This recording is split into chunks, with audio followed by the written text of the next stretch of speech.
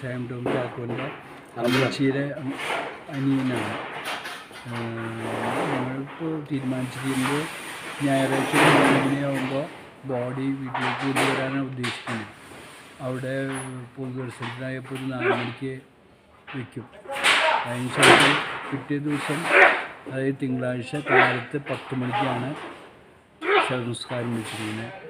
ഇവിടുന്ന് 10:30 പോകും. അവിടെ പോകുന്ന കർമ്മനമാതാ പള്ളിയിൽ വെച്ചിട്ട് ബാക്കിയുള്ള കുദാശകളൊക്കെ ചെയ്ത് അവിടെ അടക്കം ചെയ്യും.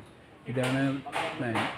ഷൈൻ ടോം ചാക്കോയും മമ്മീനെയും ഒരു കാലത്ത് ഒരു 7 മണിയൊക്കെ ആകുമ്പോൾ കൊണ്ടുവരും. ഷൈൻ്റെ സിസ്റ്റേഴ്സ് 2 പേരും ഒരിക്കലും ഇന്ന് വൈകിട്ട് അവർ എത്തുമെന്നാണ് പ്രതീക്ഷിക്കുന്നത്. അതുപോലെ തന്നെ നമ്മൾ തിങ്കളാഴ്ച 10-10:30 നമ്മളിവിടെ ശവസംസ്കാരം തുടങ്ങും. അത് കഴിഞ്ഞ് നാളെ തന്നെ ഷൈനെ അവിടെ ഹോസ്പിറ്റലിൽ എത്തിക്കുന്ന ഡോക്ടറുടെ നിർദ്ദേശം വന്നു.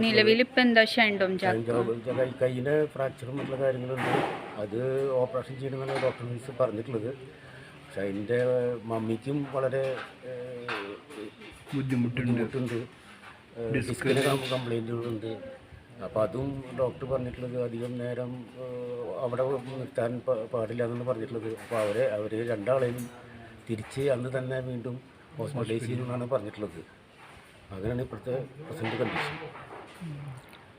കാറിൽ സഹോദരനും കൂടി ഉണ്ടായിരുന്നു. അവനെ കാര്യമായിട്ടുള്ള ഡ്രൈവർക്കും അവനെയും കാര്യമായിട്ട് ഇതില്ല. ആ സമയത്തുള്ള ആശങ്കയും ഇതൊക്കെ മാത്രമൊക്കെ ഉണ്ട്. അവന് കൂടെ നിർത്തി അവിടെ ഹോസ്പിറ്റലിൽ തന്നെ നിർത്തിയേക്കണം. അവൻ പിന്നെ അവരൊപ്പം വരും. അത് കഴിഞ്ഞിട്ട് അവരൊപ്പം തന്നെ തിരിച്ചാകും. അങ്ങനെ അവർ ആ ഒരു ആക്സിഡൻറ്റിൻ്റെ ഇതിൽ അങ്ങോട്ട് മുക്തരായിട്ടില്ല. വളരെ ഇതാണ് ഇപ്പോഴത്തെ കണ്ടീഷൻ.